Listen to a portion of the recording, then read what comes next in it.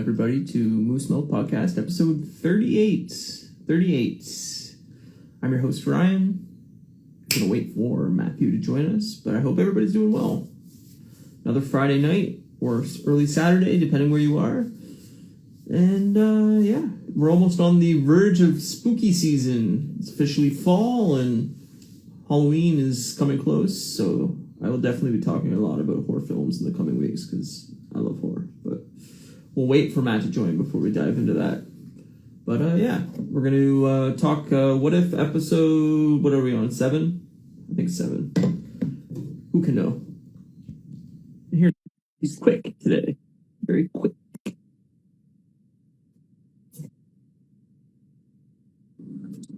There he is. Look at him. Look at him. He's so adorable. Holla. What's up, buddy? You know, fucking here, man. Spooky season. Are you afraid of the dark? Yeah, man, we should bring it back. I'm surprised they haven't brought it back. And to be fair, though, most stuff like that they bring back are usually not good. Oh, yeah. No, totally. Like, I was thinking about that earlier, and I mean, this is going to be kind of out of left field, but not really. Why don't they bring back Who's the Boss? Like, come on. Tony Danza, baby. Imagine they got Tony Danza now. Is he even still alive? I don't think he is he? Or is he? He must be. He's got to be. Yeah, he wasn't that old. He's got to be still alive. He's probably, like, old, but, like, he could be, like, grandpa or something. Yeah. Imagine grandpa fucking just hanging out. Yeah, he's alive. He's 70. He's having a good time. Check it out. I fucking hate painting pink. Oh, I like it, though. It looks good. Got there. It's a bit heavy in a few spots, like thick. Like I applied it to, but sure. Really like it. It's coming along, buddy. Yeah, man. I should be able to finish all the big stuff tonight, and then it's just detailing. Right on, sir. Yeah. Very nice work. I'm liking it. Turned out pretty good. Yeah. So, and I get to open a bunch of toys tonight, too. I got some cool Miles Gamerverse in his translucent kind of phase there. Yeah. I got a Mafex Mandalorian that was delayed for the last year, actually. Jesus. I know. So I'm not even excited about it anymore because it's been so delayed. I got this cool Spider-Man, $20.99. Very dope, sir. And then I got this less exciting Skullbuster. Still cool. It looks cool. Yeah. I'm excited to open the Miles and the Mando. I'm not really excited to open the Mando, but... Did you end up getting your fucking... Sentinel? Yeah. Still hasn't shipped.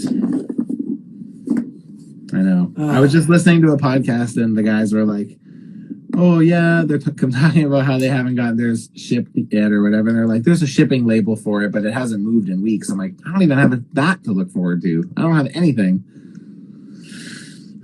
Living in Canada, man, we just don't get anything on, quick. I know that like the general, I know at least one Canadian person who has like gotten a shipping notice for theirs. So yeah, I know they are out there, but considering how many of my friends have bought them that are in Canada, I'm surprised that I don't know more people that have gotten them. So sure. Yeah. Well, if you're from Canada and have ordered a Sentinel, you can reach out to Matt and tell him that you have your shipping label and he does it, and then laugh in the reply. And then I'll cry, and I'll capture his tears and drink them. Not weird, and but so will Finn. Oh, shit. Anyway, so what have you been watching this week? What have you been doing this week?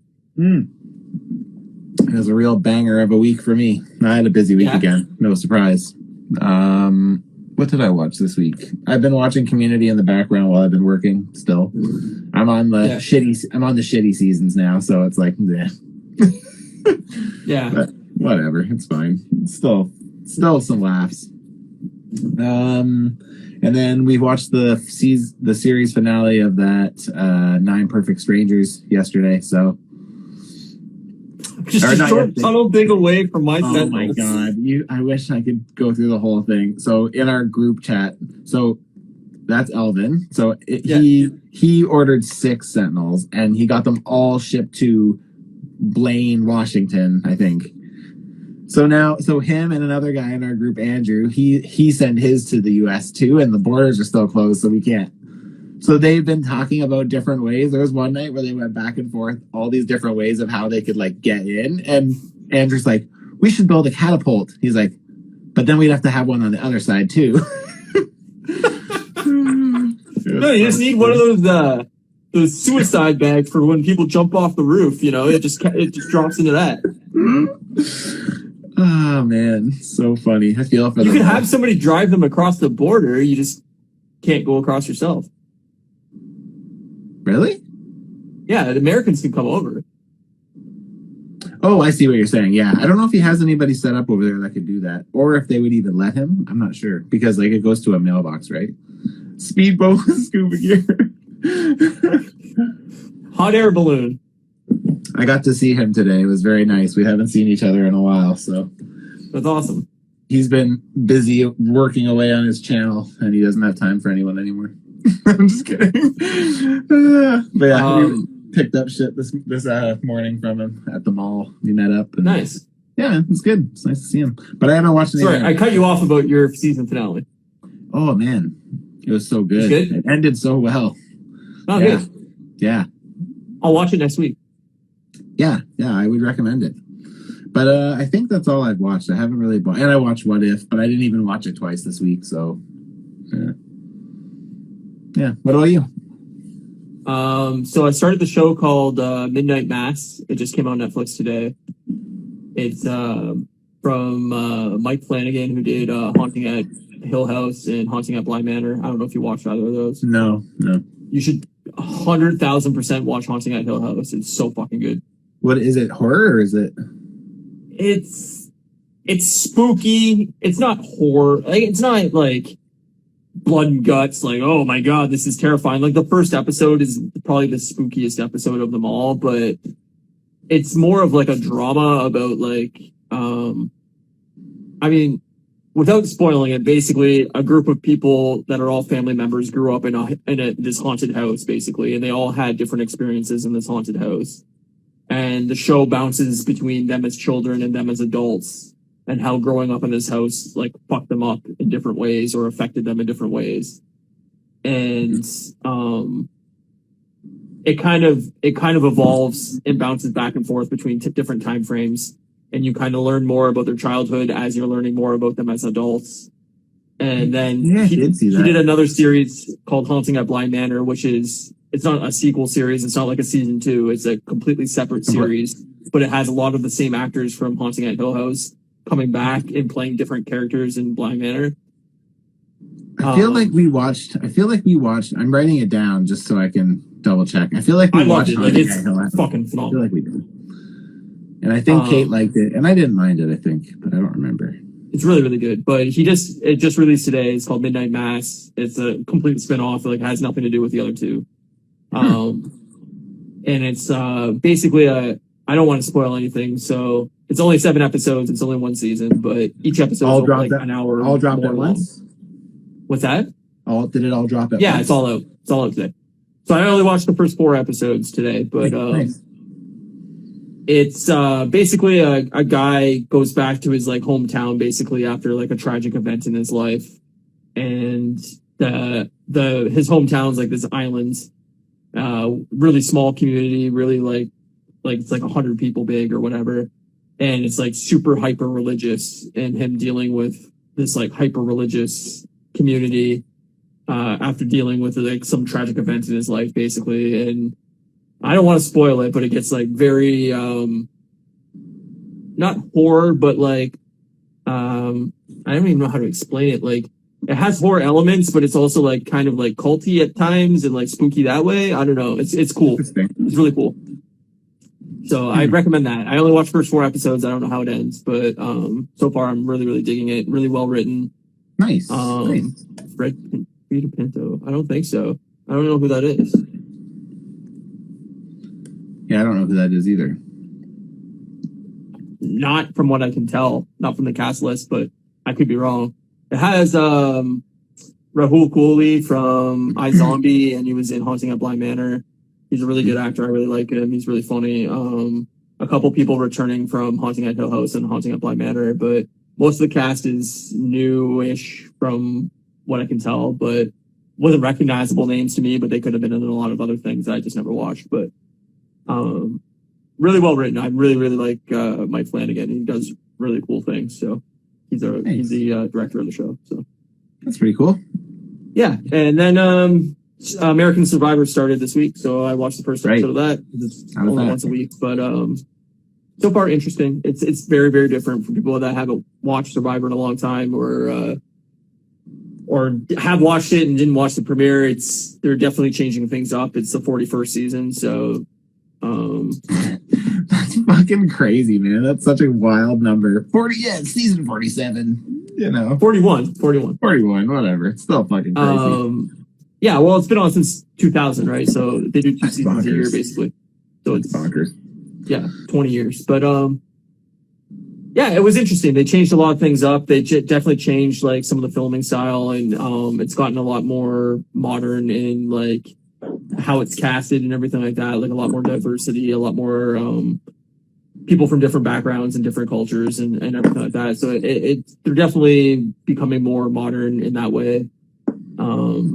Yeah, it was an interesting first episode. So I don't know. We'll see where it goes. But nice. Yeah, that's sweet. That's about it. Awesome. I didn't watch too much this week, my normal shows, but nothing like new or anything like that. I didn't have much time this week. So yeah, same here. I was trying to get to it.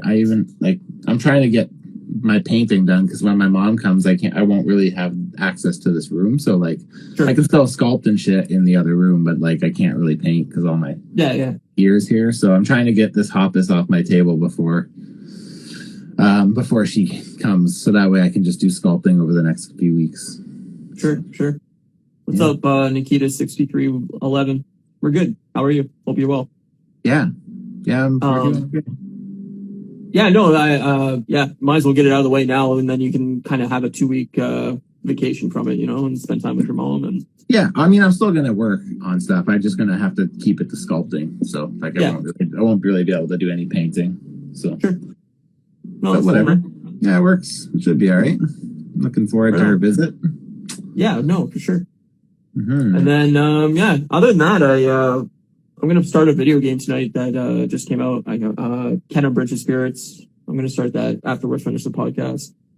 Came out on Tuesday. I just haven't had any time to play it. So, yeah, other than that, not a whole lot. It rained here for like 3 days straight. So, yeah.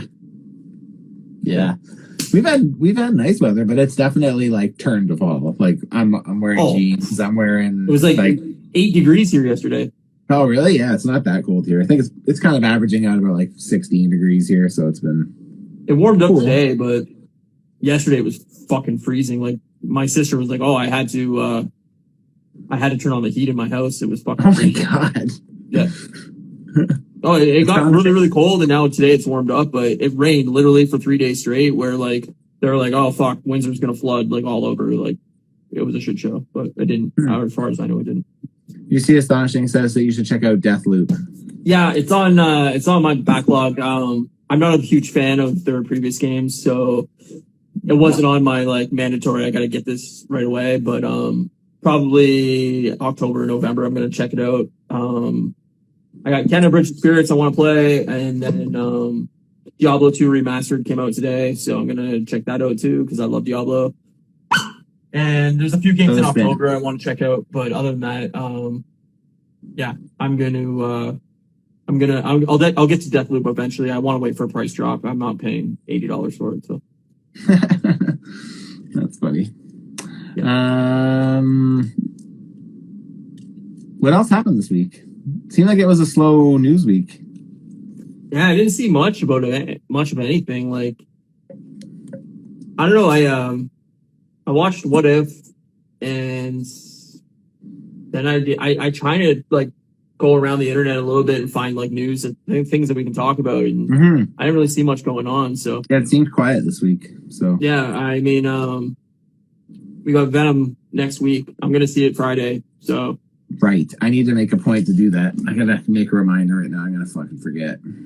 Yeah, so Venom tickets. I'm going to try to see that Friday night. I have plans to go see it, so we can talk about it next Friday. Yeah, we should. Venom 2 spoilers. Yeah, we should. That's just unfortunate for anybody who can't catch it right away, but...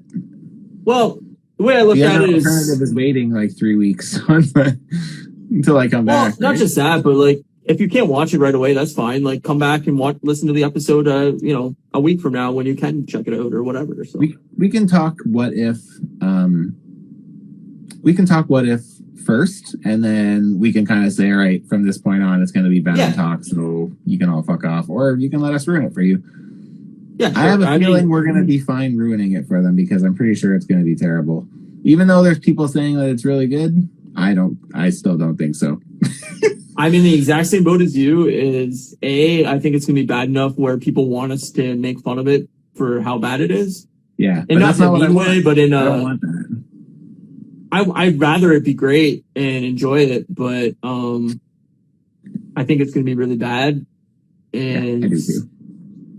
I think it's going to be like, oh God, we have to rip this movie apart a little bit because man, I'm actually looking forward to it. So I don't know if anybody, there's people here that might know this, right? But like me and Ryan have known each other for a long time. I remember when I came home once and we saw Phoenix. We saw Dark what Phoenix. Was it? It was Dark Phoenix. We saw Dark Phoenix, and like the fucking second that it started, Ryan started making fun of it, and I was just like, "This is gonna be so fucking fun." I think I had just taken some edibles too. Like I was pretty fucked. Yeah. Oh my god, it was so fucking bad, but it was so funny. Like we had both had an edible, and right from like the opening scene, I couldn't help but start laughing because of how badly it was acted. And then we both kind of started tearing into it. And the theater was like empty and it was like opening night. I think it was like, it wasn't even the opening scene. I'm pretty sure it started with like a voiceover. And like the second Charles started talking, or it might have been Gene, maybe. I can't remember. I don't remember. I can't remember exactly what you said, but fuck, it just made me like burst out laughing. Like I couldn't. That movie's so fucking bad. Yeah. Sometimes bad movies are fun like that. In that case, because we both went in being like, we're just gonna rip this thing apart, the whole fucking thing. Like that's also a reason I love horror films so much. Is like most horror films aren't good movies. They're fun because of how bad they are. Like it's fun to call out characters and go like, hey, what the fuck? Like this guy is fucking an idiot. Like why would you do that or whatever? Like it's fun to have that commentary of like how stupid some of the characters act in horror, like especially 80s horror, like, the Friday the 13th sequels or Nightmare on Elm Street sequels or any of that. Like Nightmare on Elm Streets are... they're cheesy as fuck and they're fun because of that. But like bad movies that are meant to be good movies like Venom or a lot of the X-Men movies, it's like, this is bad in spite of itself. Like it's not trying to be bad. It's just bad. It is bad. Yeah. By nature of what it is. Yeah. Yeah, the thing is like, I guess you like what you like, right? And like, that's fine. But it's just like, for me, like, I saw Venom and I was like, I'm not, like, I love how he looks.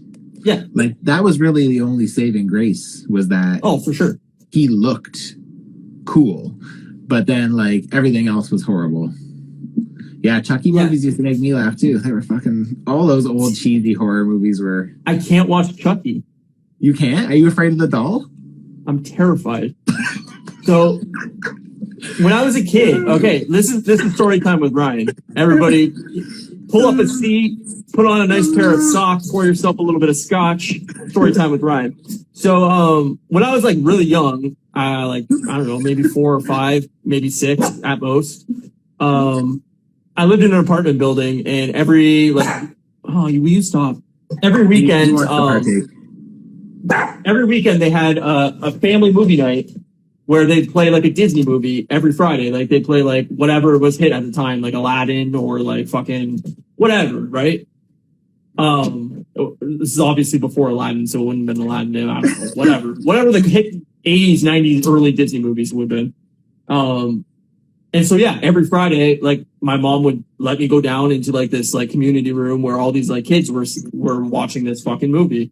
And then Halloween came around and whoever was running this fucking thing decided to play Chucky. for a group of like 7-year-olds. What the and fuck? Yeah, so I seen that fucking movie and I started bawling. Like I was terrified. And yeah, I just remember running upstairs like bawling into my apartment, and my mom gave me a Mr. Freezy. I don't know why that's like glued into my head. But I don't know if you remember this, but there was these dolls from like the late 80s, early 90s called My Buddy, and it looked exactly vaguely. like Chucky. Yeah, it was almost identical to Chucky. It was called My Buddy. I don't know. You can look it up. Go on fucking Google and search it. You'll probably find a picture of it. And I have I have a lot of siblings, but my older half brother would sit like beneath my bed after I went to sleep. And as I was falling asleep, he'd pop the head over the back of my bed and go, "It's Chucky!" Oh and my scare god. the shit out of me. Okay, And, so I like, get why then. Yeah, so I just have never been able to watch it. I think I've seen the first one maybe once since then. I have never gone back and rewatched those movies because I don't know, it's like a mental thing where I can't get over it. I haven't watched some of those old horror movies in so long. I wonder how they've aged. Like I used to be a huge fan of Sleepaway Camp, especially Sleepaway Camp 2. I love Sleepaway Camp 2. I wonder how I haven't seen those movies since I was like me neither. 15. It's been forever. Yeah. Like even Child's Play. Like I loved Child's Play 1. Like I thought the first one was so fucking good. And like I wonder how that would hold up. I think. Did you see the remake? I didn't. No, I didn't either. No. Yeah, I don't know. I'm kind of out of horror. Horror movies just don't really do it for me anymore. I feel like most of my love for horror movies is nostalgic based, so it's like it takes me back to the days when I liked my brother and. Sure. Oh, Elvin's throwing. Elvin, I should just send him a Chucky doll. That's what I should. Elvin, you're banned from the chat. We're gonna ban you. I'm sorry. It's been nice knowing you. You seem like a nice guy, but you're banned. I'm sorry. You seemed like a nice guy. No, it's not. Did I tell you that my house is haunted?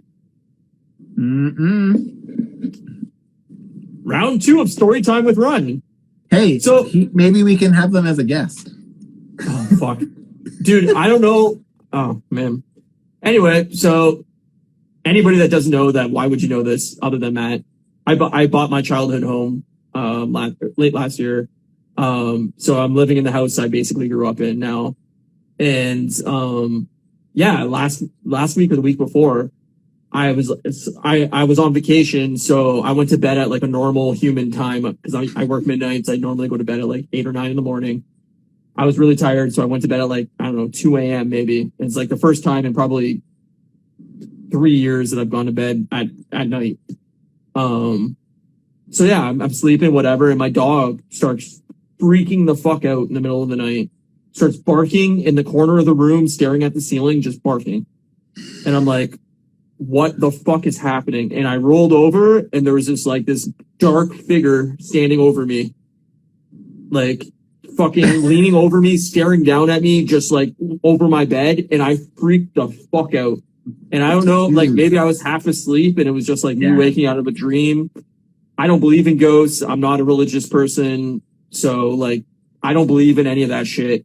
But it terrified me enough where I got up and turned all the lights on in my house because I was like, what the fuck just happened? Yeah. And then a week later, my dog started barking again, and I refused to turn over and look. I just put the blankets over my head and went back to sleep. I was like, yeah, I don't want to fuck with that. And then I told my mom, and she was like, oh yeah, that house is haunted. And I'm like, oh, well, thanks, Mom. Thank you for telling me this when I bought it. Thank you. You should have brought to my attention yesterday. Exactly. But no, I love horror films. Like, I was always a huge Friday the 13th fan. I love Friday the 13th. Jason X is my favorite Friday the 13th movie, even though everybody hates that movie, but I think it's one of the funnest horror films ever made. I was never a Jason fan, ever. I love Jason. I like Halloween. I like Nightmare on Elm Street, but Nightmare Friday the 13th was always my favorite. But then, like, obviously Scream's my favorite horror film. I love Scream. I like Scream a lot too. For the new Scream movie that comes out next year. Like, I'm stoked for it. It could be terrible. I expect it to be terrible, but I can't wait for it. Yeah. Yeah, I don't know if I'll care to see that or not, but I mean, the first one was good, so I like Scream 2. Scream 3 is yeah, I like awful. Scream 2 too, I guess. Scream 4 I liked until the ending. I thought the ending was terrible, but yeah, yeah, I don't know. I love like seeing those people come back, and yeah, I'm really excited for it. I hope it's good, but I have a feeling it's probably really bad. But yeah, any of those like 80s slasher movies, like I'll totally watch. same here. Texas Chainsaw Massacre and stuff too. I like all that shit too. Yeah, yeah. I also love the Scream parodies. Scary Movie, so good. The first 2 Scary movies were good. I haven't seen them since they came out. So I haven't seen them in forever, but I remember they could be dated as fuck. I have no idea. We should probably, since we're going to have a couple weeks where we don't really have anything to talk about, we should base them around Halloween stuff. Yeah, I think a couple classics. The week after you come back, or the week after, will be Halloween.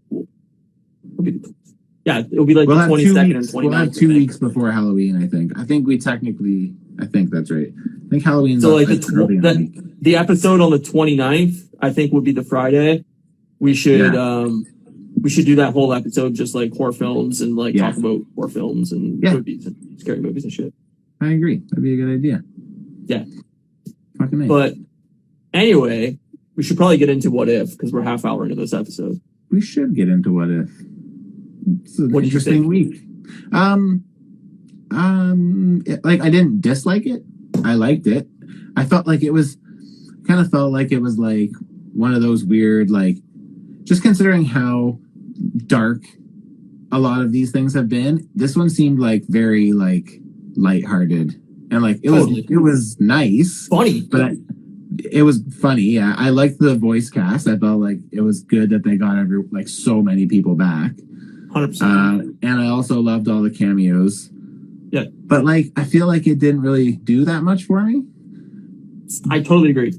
But I will say that the fights between Captain Marvel and Thor were probably some of the best, some of the best stuff I think we've seen in this whole show. Like, I agree. Like, I thought the fight scenes looked cool, and I thought they were done very well. I think this was like the least consequential episode. Like, it had next to no plot. It had it was basically like, hey, what if Thor never became like a superhero and he was just a bro and broed out every opportunity he got and partied and like basically was like a college dude that was like in a fraternity. Like, it was like there wasn't really any plot to it other than like he goes to planets and parties so hard that the planets are destroyed.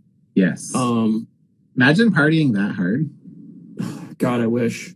Man, Andrew can't even have 5 beers without being an album about him.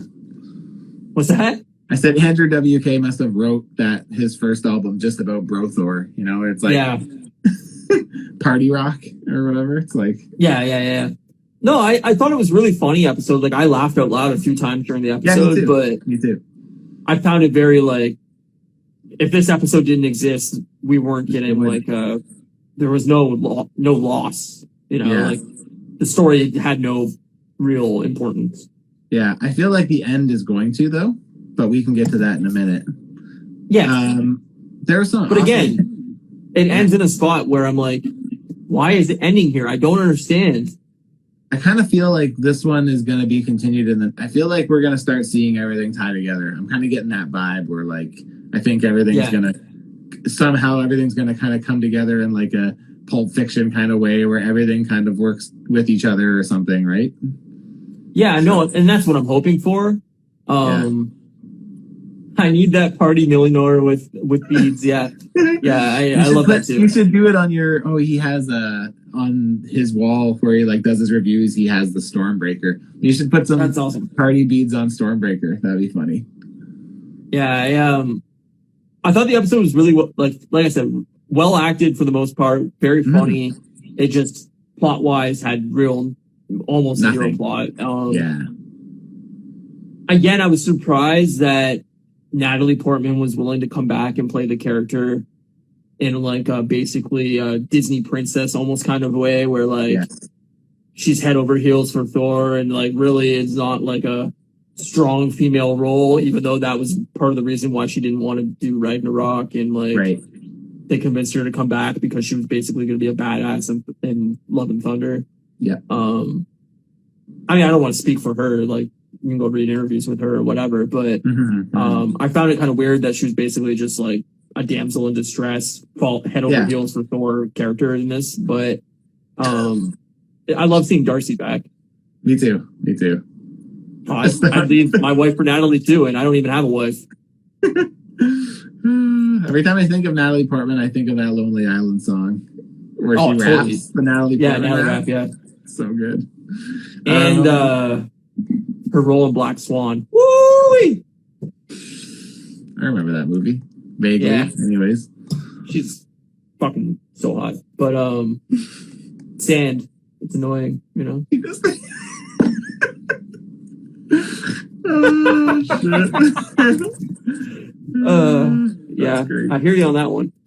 But no, I don't know. I like the episode. Like I said, it's just I really wish they had a point to each story. Like I wish this felt like it was leading to a end point or a cohesion of all these different storylines. Yeah, I do too. Maybe that's the point. Maybe like episode 9, they're gonna be more cohesive, or maybe season 2, they're all gonna kind of come together in some way where we get like Avengers made up of like Party Thor and fucking zombie Iron Man and like whatever, like all these random bits and pieces. Captain Carter instead of Captain America, so on and so forth. Like I think it would be interesting to see all these like huge differences and varieties. Maybe Killmonger as Black Panther, in this new Avengers or something like that. Like if these all coalesced into like a Avengers type storyline in season 2, I think that'd be really cool. Yeah. They need some kind of way to like tie this all together, and maybe that's the point, is that it has no point. These are just offshoots, and maybe that's it, and you get what you get out of it, and it's the end. But knowing Marvel and the MCU, I would hope that they have a plan to tie this in somehow. Yeah, I would hope so. But I guess time will be the judge that will tell on that one. So yeah, no, totally.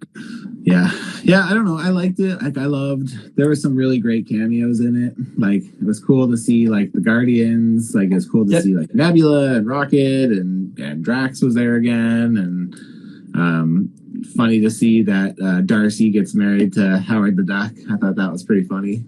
It's just like lots of like. It somehow makes sense too. Just like a bunch of like silliness, right? It was just so. Yeah. It was weird, but and Jeff Goldblum. Yeah, I love that Jeff Goldblum was there, and so was Topaz. I don't know if it was the same person that played her, but I don't know either. But yeah, I the other thing I really liked was Loki as a frost giant. I thought that was cool. Yeah, it was.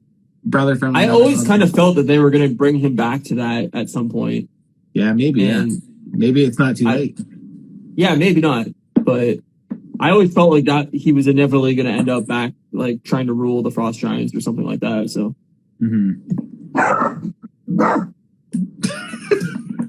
That's Ben agrees. That's fun. Hold on. Ben's like, yeah, don't forget to tell him what I said.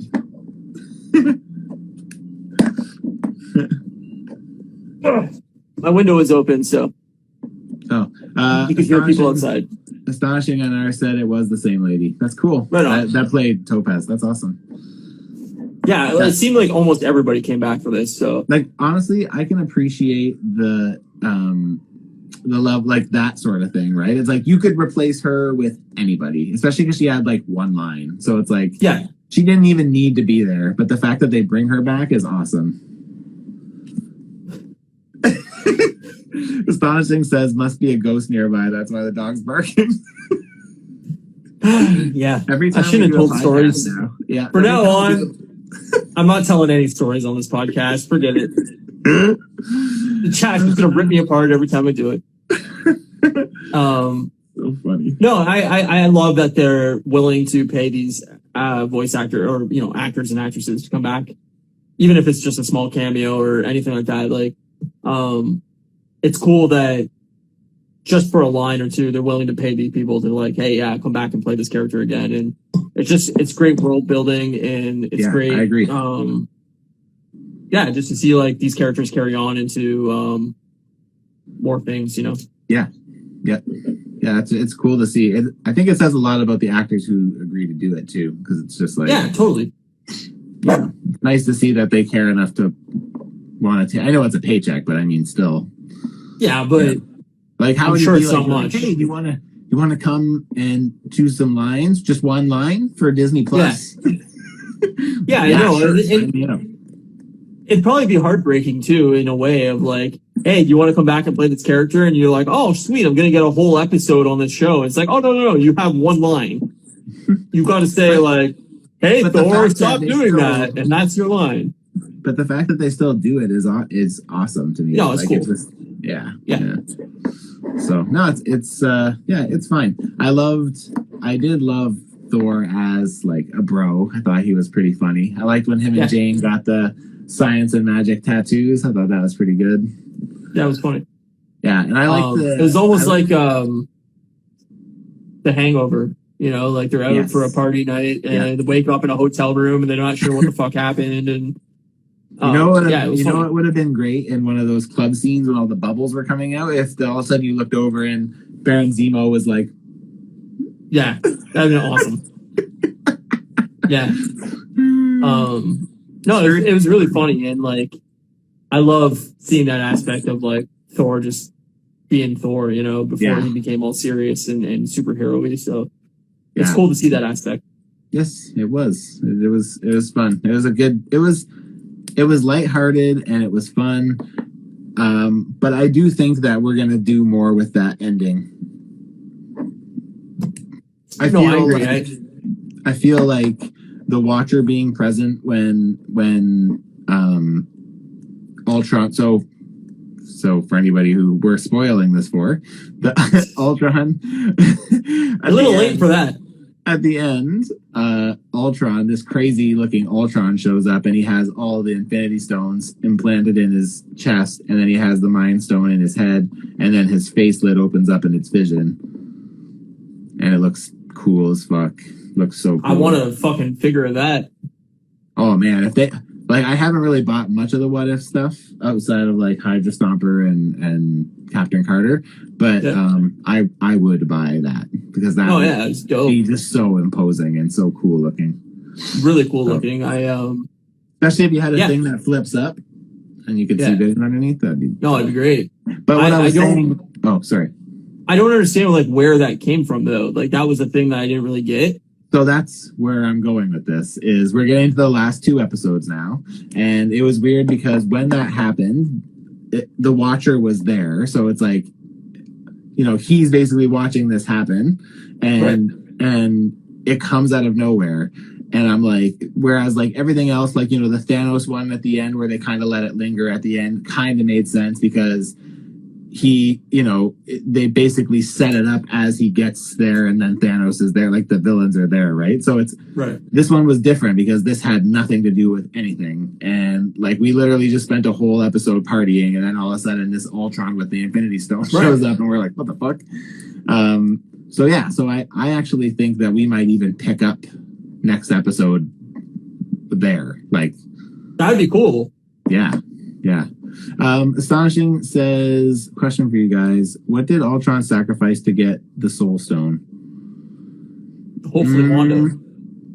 Yeah, but in this situation, we don't know. Yeah, I guess it could be anything, really. But okay, so hang on a second. Where do we get the Soul Stone from in the first place? That's from the Scepter, isn't it? No, the Soul Stone's the one that he sacrifices Black Widow for. Right. That's right. That's where I'm getting this next step. Yeah, what would he have sacrificed to get that? The only thing that makes sense is Wanda, but yeah, maybe. That'd be fucking dark. Oh my god. Imagine. Jesus fucking Christ. Well, Gamora in Infinity War, but Black Widow and Endgame. Yeah. But I was thinking even just in this, right? Like in Yeah. I mean, it would make sense for it to be Wanda, but I don't know. I mean, it's hard to know what timeline they're in. Like, does he even Yeah. know Wanda in this world? Like, Yeah. They may not even go. I mean, that's a whole other story. Like, they might just have to leave that on the back burner and just be like, we don't have time to explain why this is happening. But well, not just that, but what does he want to achieve, right? Like, what is his purpose of collecting all the stones? Obviously, it's probably not to snap out half of humanity. Like, I would assume as a computer, AI intelligence, whatever, like, it would make more sense for him to be like, oh, humanity can't handle this themselves. I need control over their future or something like that, where like I'm smarter than what humans would do, so I need to be able to fix their problems as like a superhero or something like that, where I can rewind time or, so on and so forth. So that's the only thing I can think of really, but obviously, having all that power is going to corrupt you. So I don't know if we're getting like a bad Ultra or a bad Vision or a hero Vision or whatever. But that's the cool thing is though, this could be whatever it wanted to be. Astonishing says, my theory is he sacrifices Vision for the Soul Stone because I think Ultron loved Vision. Doesn't he actually like say something kind of like that in Age of Ultron, where he talks fondly about I guess it wouldn't be Vision's Jarvis, right? Vision's like the ultimate version of him, Ultron, right? Like, yes. It's the next evolution of Ultron. So I think he's like almost jealous that Vision's like the better version of himself. Basically, he knows that he's like the outdated version of what he was trying to be. But whether Vision is actually out to help humanity or destroy humanity because they're beyond saving, and that's why he collected the stones or whatever, is he knows that humanity is too stupid to save themselves or something along those lines, but I hope they carry on that storyline because that's interesting. Like, I hope that's the next episode, but from what we've seen so far, it seems like they end on these cliffhangers and then don't touch it again. So let's hope, honestly, if they bring all of this together and they wrap it up, even in just some way, it's never going to be at the level I want it to be, because even if the next episode was 45 minutes and they had to wrap up like 7 different storylines, like there's no way you could do them all justice in that time. But if they could at least make it make sense that they're all together or something, I'd be pretty satisfied with that. Yeah, no, I think that's. I have a feeling this is season 2. I think they're setting up all these story arcs, and then season 2 kind of resolves all the the cliffhangers and really finishes off some of these storylines. Whether that has a further reach into the MCU or if this is like more of a self-contained thing, I don't know. But here's my question though: is like, how much time do we spend with these characters who ultimately aren't relevant to the overall story? Like, I guess what I'm trying to say is, that was my problem from the get-go. Yeah, but like if we do season 2, or when we do season 2, because like Astonishing said, they said it was coming. Like, do we just see all these stories just continue again? Like, see, the thing is like, the thing I like about What If as a comic book is like, you spend a few minutes with it and then it's done. And like, I think if we had to just go every season where we get like one episode about that story, like I don't think I would want that. Like, I would rather have something new, and like I would rather see something different than have a reoccurring of the kind of the same thing from last time. I know it could be a different story, but like, that's just not the way I want my story to be told. Like, I don't want to get one episode every season for each storyline. Like, that's silly. Well, I think they could do it in a way where some of these stories converge into one storyline and they finish it off. Like, I think, they could take like 2 or 3 of these different stories and then do one episode kind of finalizing that grouping of storylines, and then do another episode finishing the other group of storylines, and then do, like a new thing where a new What If starts, and then, by episode 4 or 5, maybe, converge like the last 3 episodes and do finalize that storyline, and then jump into a few more new things. Like, I think there's an easy way to continue all this on, but like I said, it's like if this doesn't affect the rest of the MCU, then really what is the point? Like we're just, these one-off storylines are interesting, but I'm not that compelled by it to be like, oh man, I can't wait to see what happens in season 2. Like none of these storylines affect me enough where I'm emotionally attached to any of these versions of these characters where I'm like, fuck, season 2, 2023, I'm putting that in my calendar. Like if they were like, nah, we're not going to do a season 2, I'd be like, okay, cool. That's fine. Yeah. Astonishing says Feige did say some of these characters will cross over, so who knows? Yeah, I feel like they've kind of already said, or maybe like obviously not confirmed, but like there's a pretty big rumor I think that Haley Atwell's in is in Doctor Strange, I think. Well, not even that, but like if they're gonna do multiversal things, it's very, very easy for them to go, hey, we're in this like in Doctor Strange say, hey, we accidentally entered Earth 3402 and it's all zombies, and here's a bunch of the zombie characters we introduced in that What If episode, and it's a cameo of 5-6 characters or whatever in live action, and then they bounce out of that timeline and they're in Party Thor timeline where the Earth is destroyed and Thor's whatever. Like they could do a lot of these things, and it's just brief like glimpses at Earth 4000, Earth 22,000. Like it doesn't have to be a lasting, impactful thing in the MCU. No, I know that. But it's a callback. Yeah, I feel like if they don't, it would be disappointing because I mean, like that's literally the whole plot line of the multiverse movie, right? Of Doctor Strange. So it'd be disappointing if they traveled the multiverse and we don't get to revisit some of these in like a live action sequence at least, right? Like with Haley Atwell, I can totally 100% see her being in. Me too. Captain Carter movie or a cameo in another movie. Like I think it'd be dumb not to do that, but I also think some of these characters are too silly to do in a live action universe where like it's not going to be a lasting, permanent character. I could, like I said, I could see them doing it in like a brief. Hey, we entered this universe and this is what's going on, and then bounce out of it. But I can't see them going like, hey, we need to have a universe where Darcy's married to fucking the dog, and here we go. Like, it's too animated, kiddish thing to like really carry on. Yeah, that's true. Astonishing says, can you imagine she kicks the crap out of Captain America Falcon? That'd be great. That would be great. I'd love that.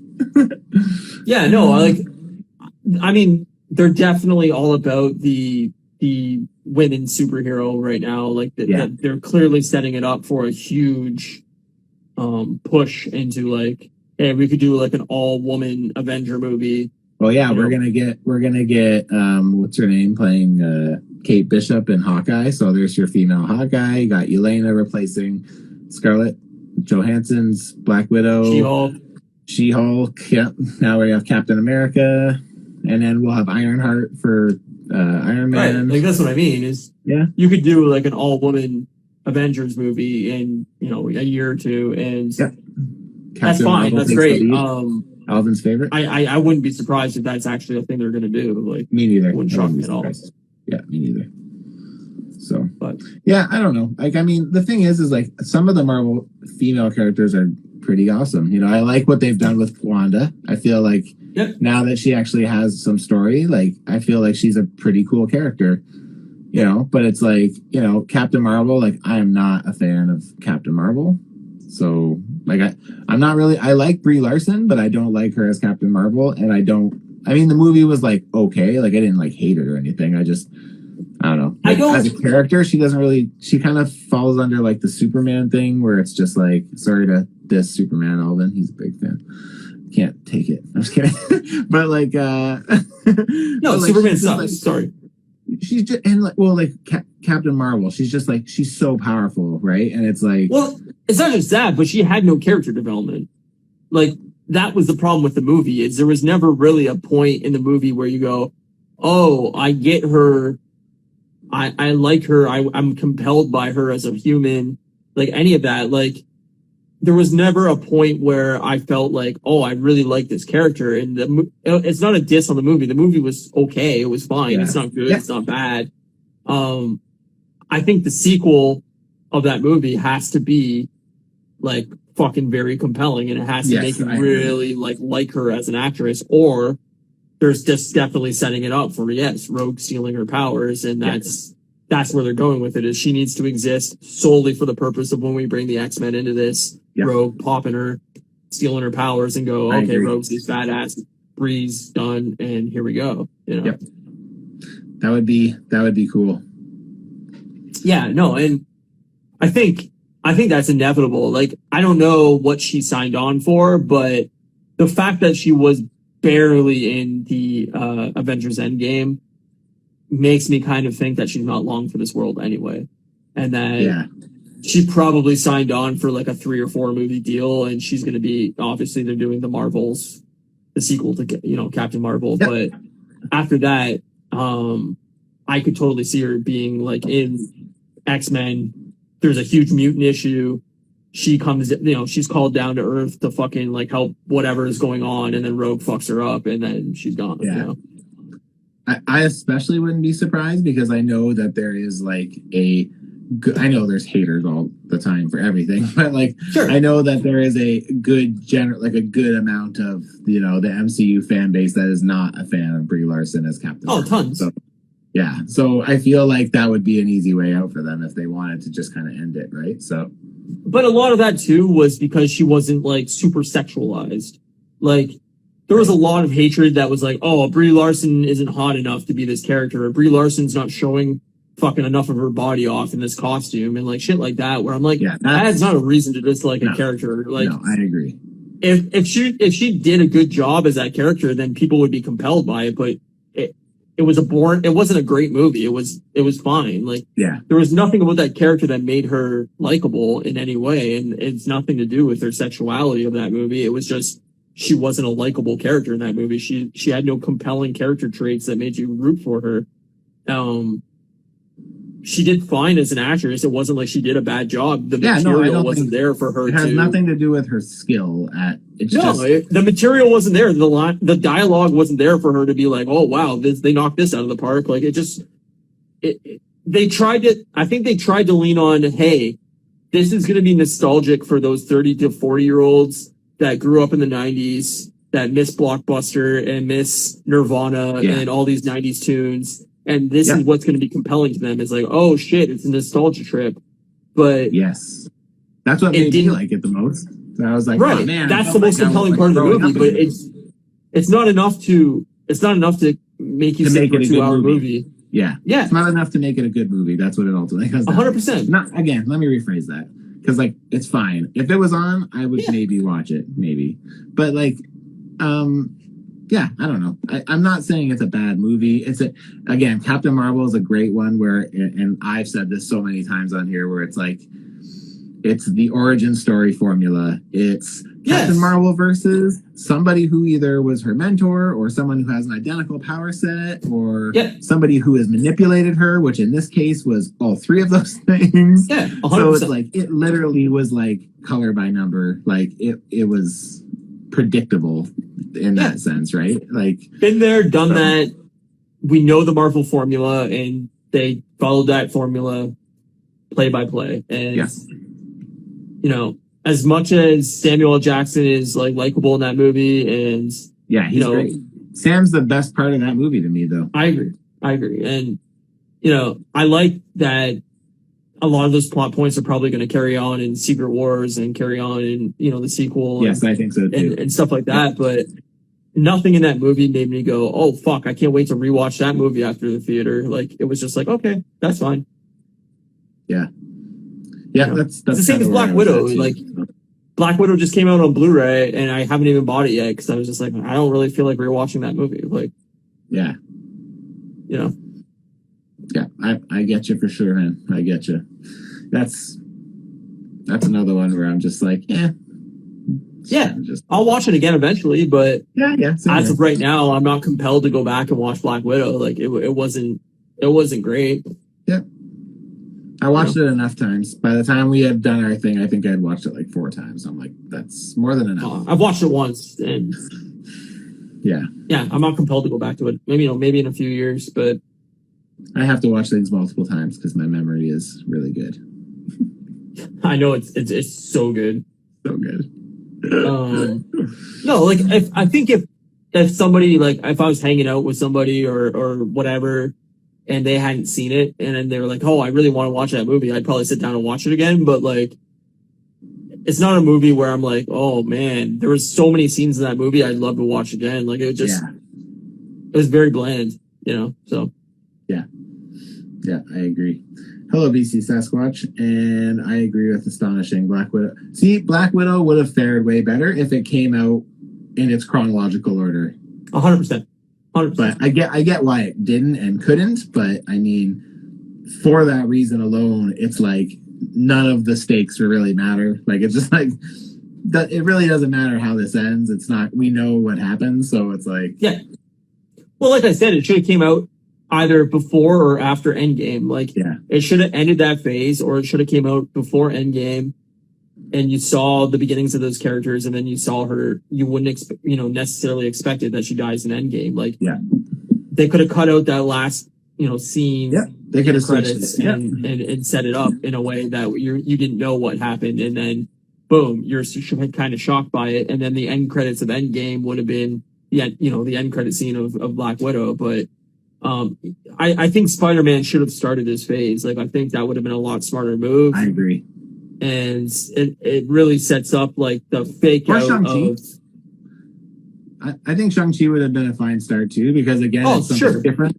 But yeah, if they could have started with Spider-Man, I feel like that would have kicked off, because I feel like this phase is really completely focuses around the multiverse. So I feel that's what I mean, is it would have been that fake out of there's a multiverse thing going on in Spider-Man, and then you find out like, oh no, it's all a bullshit lie from Mysterio, and there is no multiversal thing. And then hopping into the next movie where you go, oh shit, there is a multiversal thing. And I see what you're saying.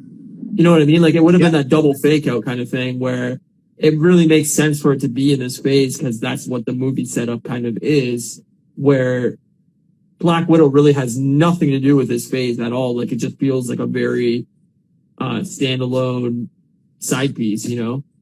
So his comments are great. You're gonna get us fucking blocked off of Instagram with some of these comments. Oh, it's so good. But I agree. Man, I can't wait to make fun of Venom next week with you. I hope we it's gonna be bad. I hope we get to. Apparently it's like 90 minutes or 88 minutes or something. Like it's supposed to be really short.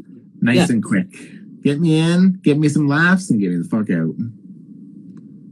But, like we said last week, there's all these rumors that Venom possibly is in the new Spider-Man movie. So that Tom Hardy? Well, the rumor is that Venom is in No Way Home, but he's also, I don't know if it's Eddie Brock or Venom, but that is setting, basically by the end of that movie, they're setting up a Spider-Man 4 with Venom. Like that's going to be the big setup is Spider-Man Venom. So look, I'm even going to go and see Venom. So it's like, the thing is, this is it. It's like Venom is in like my top 10 favorite comic book characters. Like I like Venom a lot. Right. So it's right. I didn't love the first movie. I felt like it was like, and I've said it here again before so many times. It's like it was pre-MCU comic book movie. It's like it fits with the Raimi Spider-Man movies because they're corny. They're like they're cheesy. They make fun of themselves, but like in all the wrong ways. Like I don't know. Like he looked great.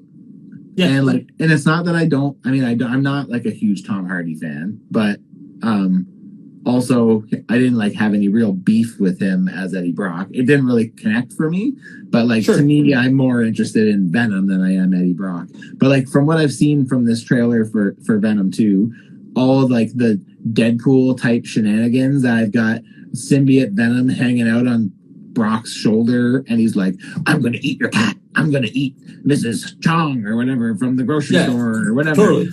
Like, I'm like, if I have to sit through 45 minutes of that, I'm gonna fucking blow my brains out in the theater. Like, I fucking can't handle that horrible dog shit. I can't. Like no, I 100% agree with you. Like, it seems like they're going for that Deadpool vibe of like, breaking the fourth wall and like trying to be really, really funny, but none of it lands, and it's written terribly, and it's acted badly, and shot badly, and at least it looks cool, and that's what they're leaning on. But like, I totally agree with you. Like, it looks like it was like, it looks, the trailers have not compelled me in any way to think that this movie is going to be good. Yeah, so I would love for it to be great. I would love a great Venom movie, but judging off those trailers, I have a feeling this movie is going to be like awful.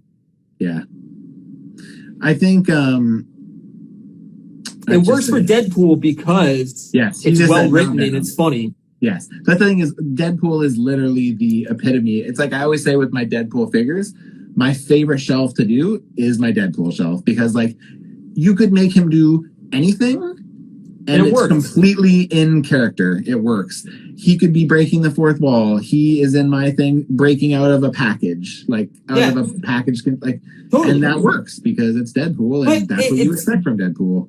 It's also Ryan Reynolds has those chops as an actor to compel you to like he's likable, even though he's a dickhead, and he's like funny, and the dialogue works. Where Tom Hardy, and I'm not trying to be offensive to Tom Hardy, I think he's an okay actor, but he doesn't have those comedic chops where you go, I agree. Oh, he doesn't have the timing.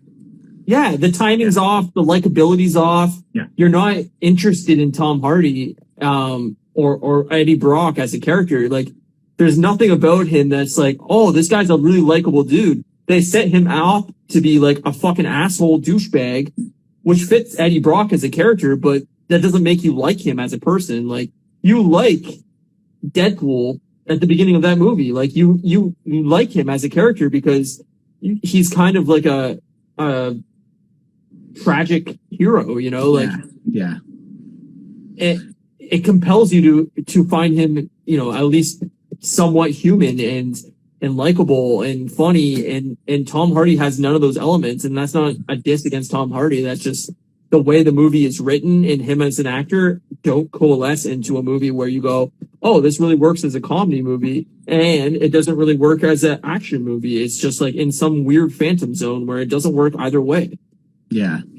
Like, to me, the biggest issue with a crossover is like, I'm fine with it, especially if Kevin Feige's got at the helm and is overseeing it.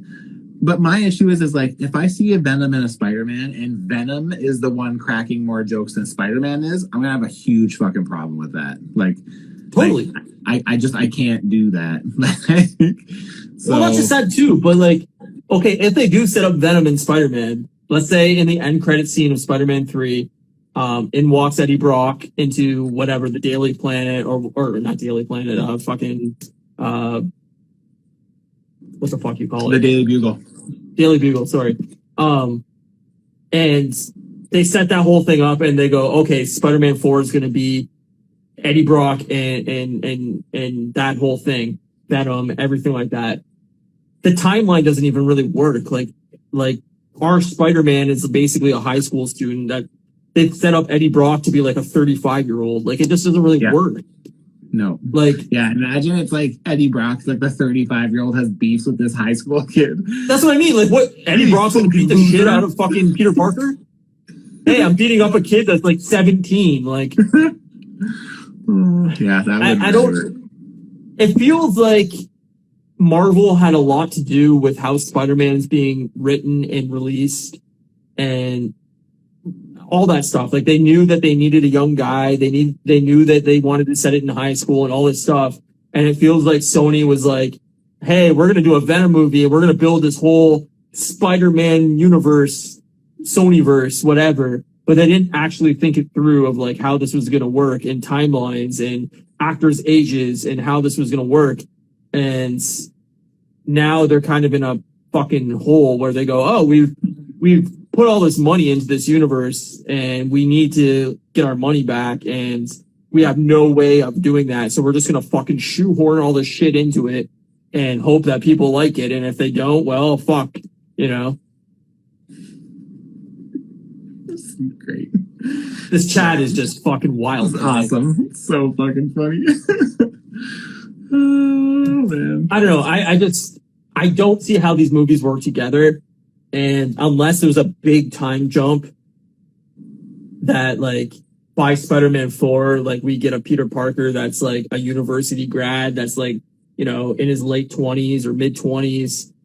And, you know, Tom Hardy's just kind of like the dickhead working at the, you know, as a photographer. What, I don't know exactly how they're going to do it, but yeah. I don't know how it works. I don't, unless maybe they're not going to lean into that aspect of it and it's just going to be a whole like symbiote suit battle. I don't know. Yeah, I mean, I think, like I said, I'm happy they can do whatever they want with the MCU movies, and I'm going to be at least open to the idea. But if they don't change that character, like I said, I don't want comedy Venom. So, like, if you want to do comedy Venom in the Venom movies, sure, go ahead.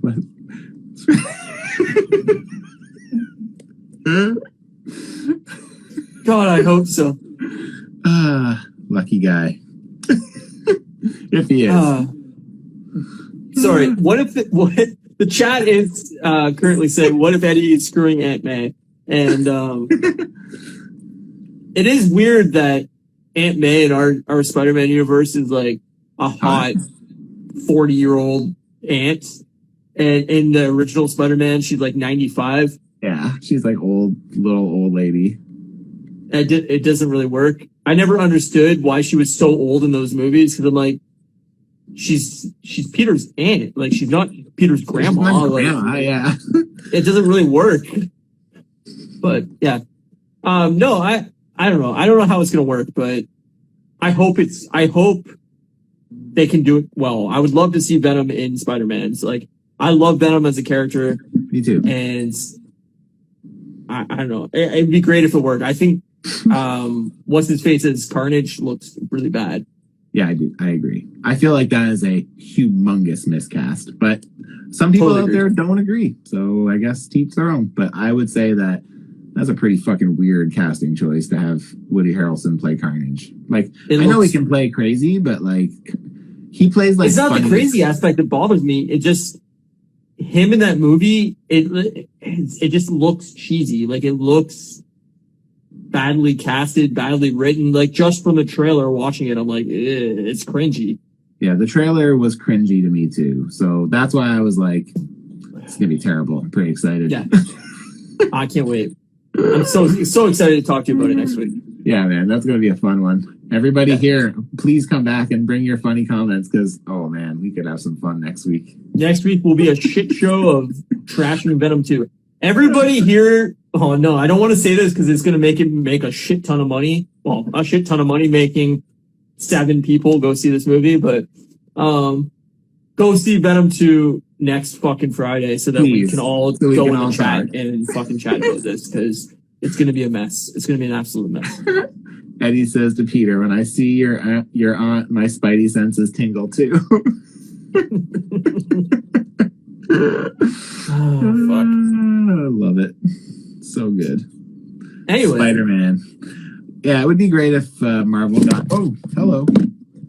I liked it. Went for a little ride. It was almost a cross shot. That's what I've been waiting for. Ooh, buddy.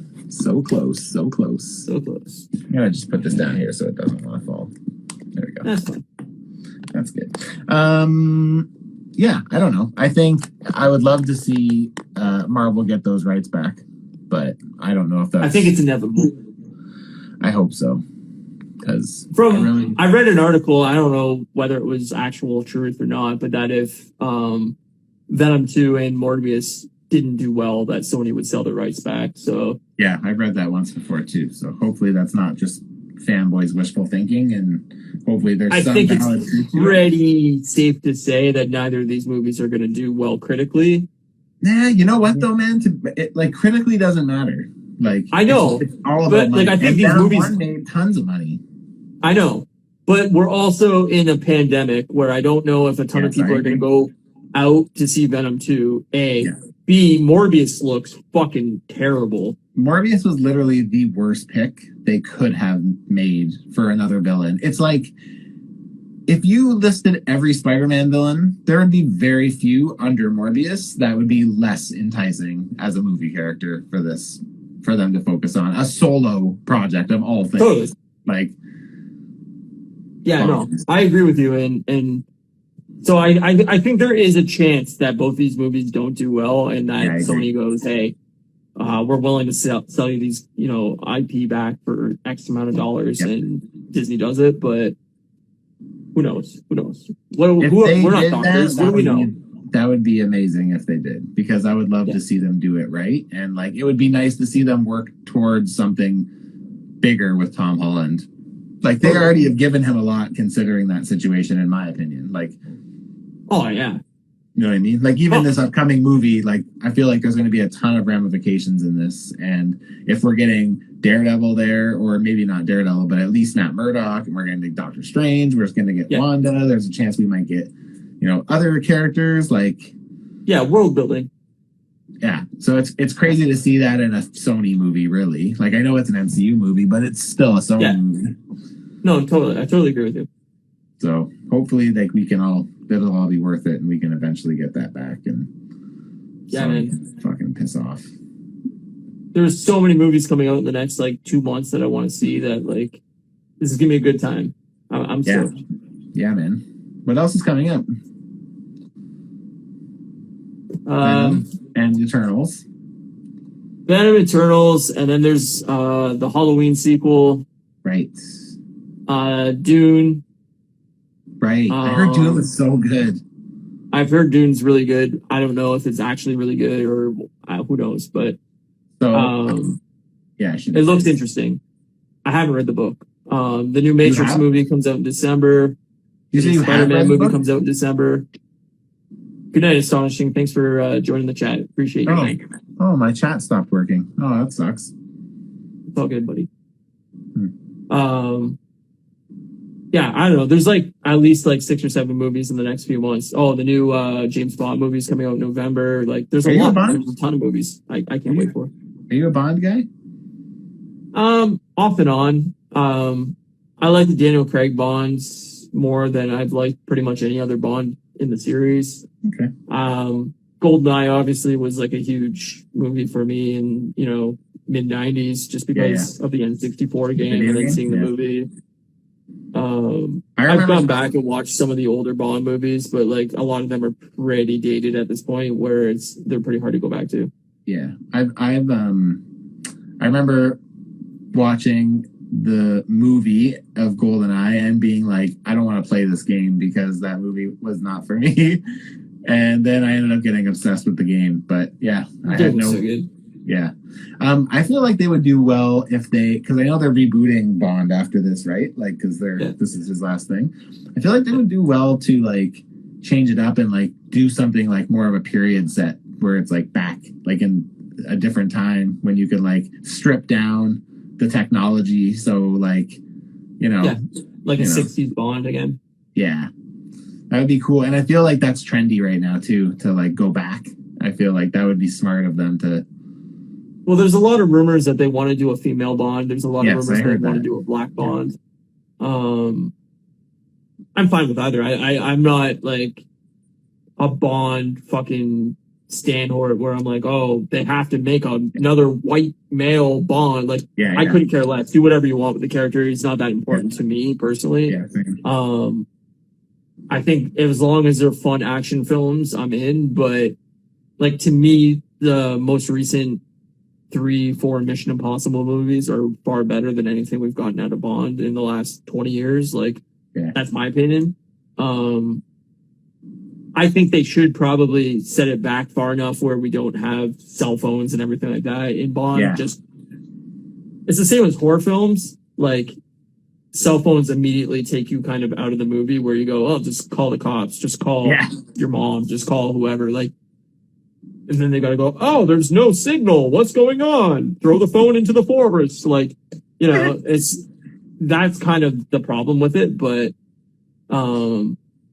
yeah, I think we're gonna get a lot more of like 80s and 90s nostalgic movies in that way, where they're gonna go, hey, technology's gone too far. We need to set this in the 80s or the 90s, especially because all of the people that like from that era are now going to be nostalgic for that era. So you're going to see a lot of that. I think, Stranger Things really kicked that off as like an 80s show. But totally. I think you're going to see a lot of that. Like, I would not be surprised if they brought back that 70s show, but brought it back as like that 90s show and started that up. That'd be a good idea. Would not shock me at all. Yeah, that would be a smart idea, actually. You'd probably play to a good... I mean, it probably wouldn't work for us who grew up in the 90s, but it would probably work for a different audience. It worked for like the teenagers of today who didn't grow up in the 90s. Yeah. Who were like, oh man, my parents are fucking losers. Oh, yeah. Totally. And then, people like me who have no children who are like, you fucking stupid kids. Yeah. Tell us how you really feel. I try, buddy. I try every week. Anyway, I think that's everything. I think we've covered a lot today. I think we did cover a lot today. So next week, Venom 2 spoilers. What if episode 8? I'm buying tickets right now. I'm going to do it right after we're done talking here. And Matt's last episode for 3 weeks or 2 weeks. 2 weeks. 2 weeks. 2 weeks. So next week, I want a big turnout. I want everybody to come back. Let's talk Venom 2 together. And we'll go from there. Fucking A, son. So, yeah, follow Matt at Customs by Matthew. Follow me at We Smoke Media. Our art is done by at Janie Milne Art. And yeah, we're also available on Spotify, at Apple Music, or Apple Podcasts, whatever it's called. I don't use Apple fucking products, so what the fuck do I know? Like, subscribe, comment, tell a friend, tell a family member, all that shit. One follower away from 100 on Instagram. I know, I'm at 99. I'm stuck at 99. What is going on? Somebody go get your grandma to sign up for us, please. Just give us a follow. Any of you people in the chat that aren't currently following us, or people listening to this in the future, please come by fucking Instagram. Just follow. Get us over 100. That's all I want. Yeah. It's true. We won't ask for any more inappropriate back rubs if you... DC Splash Man, right there. Started following me. I think that's 100. Yeah, should be at 100 now. There's 100. Let's check. We'll celebrate. Officially the number 100. Yep. Well, thank you, sir. Or man. I assume man, because you're a man. But, Sure. Who knows? He's local. That's great. Thank you. I appreciate that. We're finally at 100. So, yeah. Fucking A. That's awesome. Woo! We did it, and we're early. We still have 3 months. 3 months early of my goal. So now, in 3 months, I want us at 200. Yeah, I said it. And I'm going bold. And I want us at 1,000. Well, I think you're going to be disappointed, but I'm the king of disappointment. So, king of wishful thinking. Okay, so next week we're going to do Venom. We're going to do What If, and then it's going to be fun, and we're going to hopefully have some good chats. Beautiful. I'm in, and everybody come back next week, and we'll have a good chat. Good chat. Thanks, buddy. Okay, man. Peace. See you next week.